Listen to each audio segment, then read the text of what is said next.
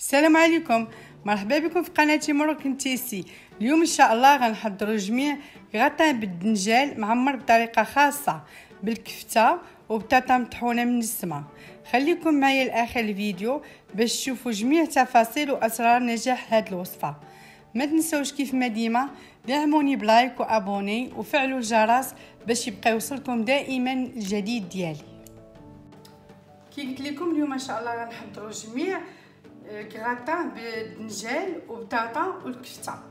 انا هنايا غنشوف معكم مرحله بمرحله باش ما يجيكمش الفيديو ديالي ثقيل.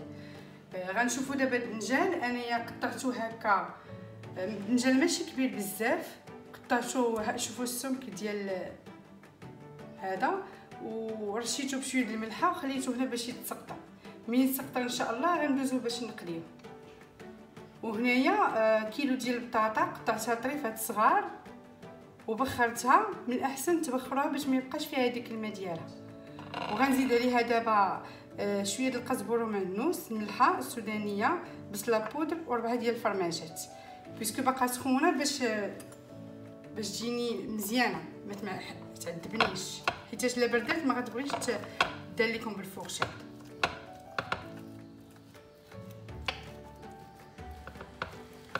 بعد ما معكتها مزيان بالفورشيط غنزيد عليها الفرماج، 4 الفرماجات مثلث، وانتم اللي بغيتو الفرماج اللي عندكم تقدروا تستعملوا.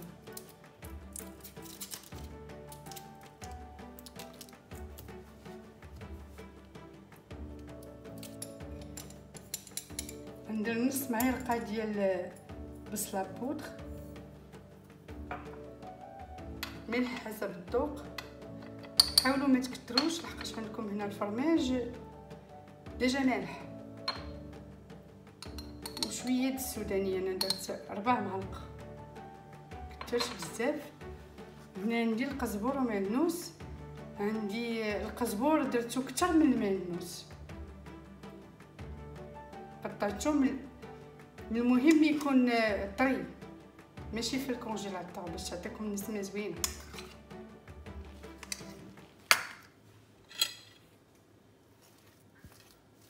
انا غنخلط هادشي وغنخليه على جنب.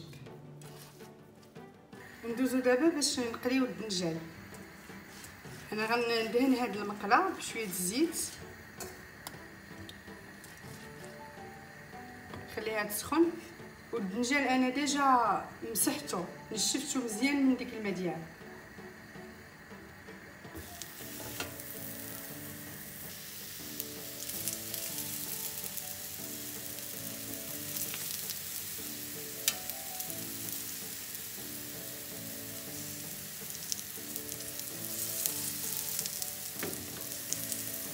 وندهن ليه حتى الوجه ديالو بشويه الزيت.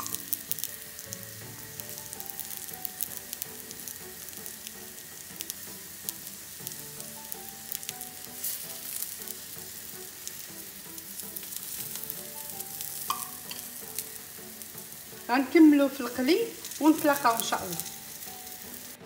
شوفوا معايا هذه ديك الطاطا اللي وجدت خليها على جنب.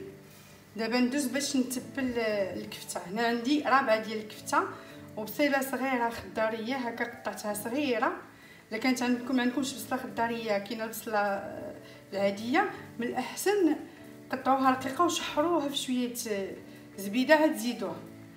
ما هاد البصله الخضاريه ماشي مشكل، كتذوب في الكفته. غندير معلقه كبيره ديال قزبر ومعدنوس، هنا عندي صغيره درت 2، شويه د الملحه حسب الذوق. الابزار انا درت غير 4 معالق. هانتوما شوفوا معايا هاد المعلقه صغيره العطريه الكفته باش ما نكثرش. شويه سودانيه، ثومه بودر ما كاملش نص معلقه. وعندي هنا عطريه ديال الكفته، ندير معلقه صغيره هاد عامره صافي ونخلطها. ندوزو دابا نشوفوا لاصوص المطيشه اللي غنستعملو في هاد الكراطان. انا هنايا خديت نص كيلو ديال المطيشه زدت ليه شويه د الماء وطحنته وصفيته. شوفوا معايا، غنزيد عليه شويه د الملحه حسب الذوق، نص معلقه صغيره د الابزار. عندي هنايا ورقه سيدنا موسى مطحونه، كناخذها من عند واحد الجمعيه كتلذذ الاطباق وزوينه، ولا شميتوها النكهه ديالها غزاله. غندير 4 معالق، 4 د المعلقه. عندي هنا رويز ديال الثومه حكيتو،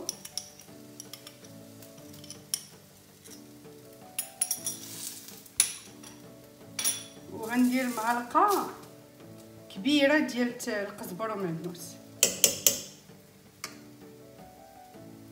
وقياس 2 معالق كبار ديال الزيت البلديه، ونخليها طيب وتنشف. ندوزو دابا نقادو لا بيشاميل. هنا عندي 2 كيسان ديال الماء عنبه، ديجا درت واحد هنا، ها الثاني. غندير 2 معالق كبار ديال مايزينا يكونوا بومبي، بقات انا باغا لا بيشاميل تكون شويه ثقيله. 2 معالق كبار ليها دابا البوطه،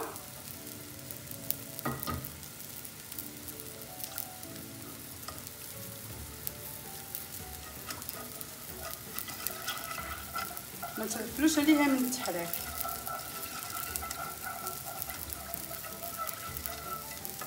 انا غنسمها بشويه د الملحه حسب الذوق، وراس المعلقه ديال الابزار ماشي بزاف. انا هنا كنقول لكم المقادير والطريقه او ميم طون. غنحتاج منين طيب غنزيد لها معلقه ديال الزبده و3 ديال الفرماج ساندويتش من غادي تعقد عندي. شوفوا معايا، انا لا بيشاميل هنايا وجدات. غنضيف داك الطريف ديال الزبده، ونضيف حتى هذوك الطريفات ديال الفرماج 3.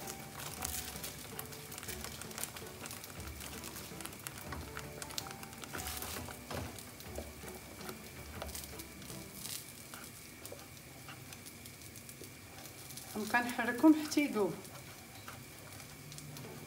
هاد الفرماج ساندويتش وهاد الزبيده تعطيو لذه زوينه للا بيشاميل، وكتجي ناجحه 100%. بالنسبه للمبتدئات كتجي ناجحه هاد لا بيشاميل. وديجا مايزانا كتكون هي اصلا خفيفه، حتى هاد لا بيشاميل كتجي خفيفه. انا ما بغيتش ندير فيها الحليب، بقاش غادي نديرو الفرماج هذا، كنحاول الماكسيموم نقص لي كالوري.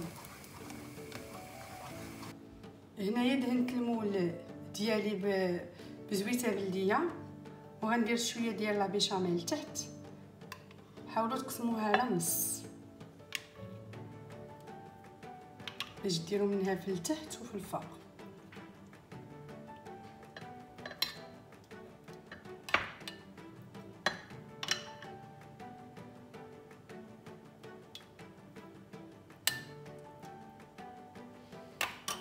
ولا صوص المطيشه غندير منها حتى هي لتحت،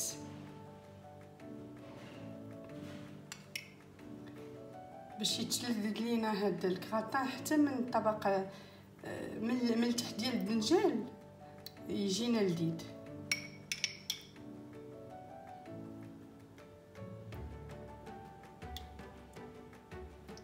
شتي ولا صوص طوماط عندي راه خليتها عقدات، شي جات خاطر. غنستف دابا الدنجال. انا نوري لكم الطريقه.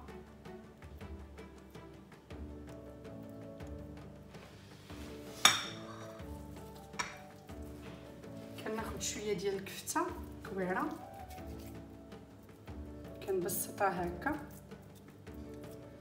ندير معها طريف ديال الموتزاريلا. ديجا انا خديت طريف الموتزاريلا قطعته، وخديت هنايا موتزاريلا 100 غرام حكيتها.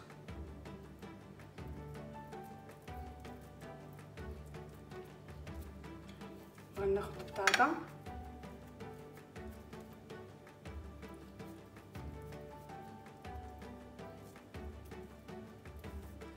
غندير وسط منها لهاد الكفته.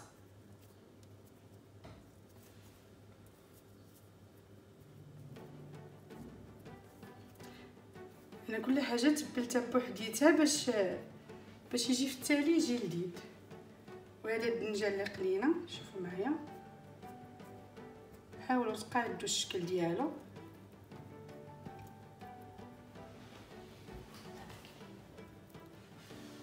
غنشوف انا وياكم واحده اخرى.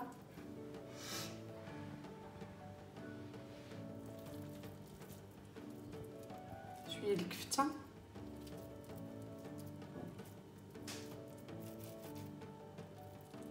ضغطوا عليها شويه من الوسط هنا باش تزيدوا هذا الفرماج. انا ما طيبتش هنايا الكفته حيت مازال غيدخل الفران باش ما تجينيش الكفته قاصحه وناشفه.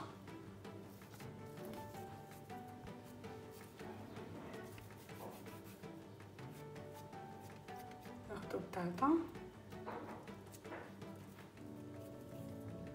صدقوني هاد الكراطان اللي درتوه لوليداتكم ما يحمقوا عليه، واخا ما يكونوش كيبغيو الدنجال. انا بنتي ما كتاكلش ليا الدنجال، ولكن هاد الكراطان كيعجبها.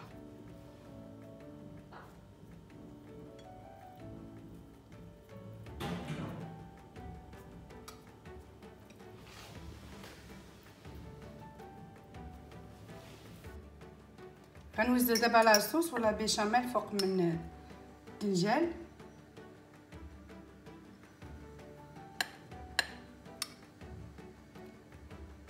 نصيحه في هاد الكراطان، حاولوا ديروا لاصوص ديالكم تكون قاطه راسها ماشي جاريه، وحتى لا بيشاميل ما تكونش جاريه، لحقاش كلشي طايب. بطاطا دنجال غتبقاي كفيته راه دغيا كطيب هذيك.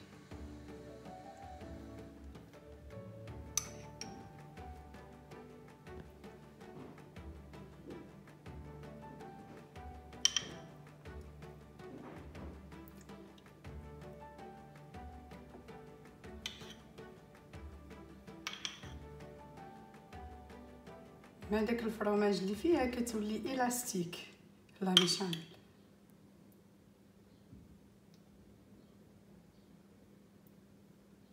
دير دابا موتزاريلا،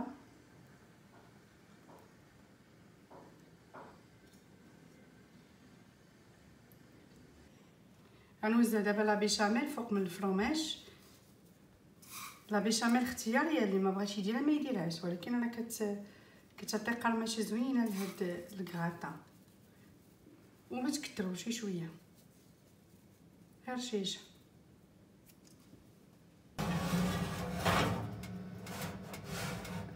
انا هنا ديجا مسخنه الفوغ مزيان، غندير غير 180 ونخليه الفوق والتحت.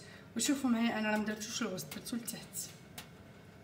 ومين تغاتينا الوجه ديالو ان شاء الله نتلاقى. شوفوا معايا الشكل النهائي ديال الكراطان ديال الدنجال بعد ما خرجته من الفران. كيجي غزال وكيشهي، كتجي هذيك الطبقه الفوقانيه مقرمشه. انا نقطع لكم طريف باش تشوفوه.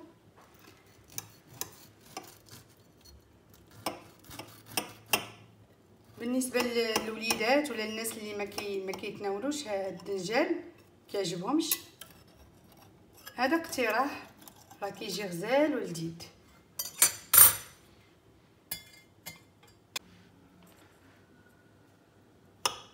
نقطع لكم طريف باش تشوفوه من الداخل.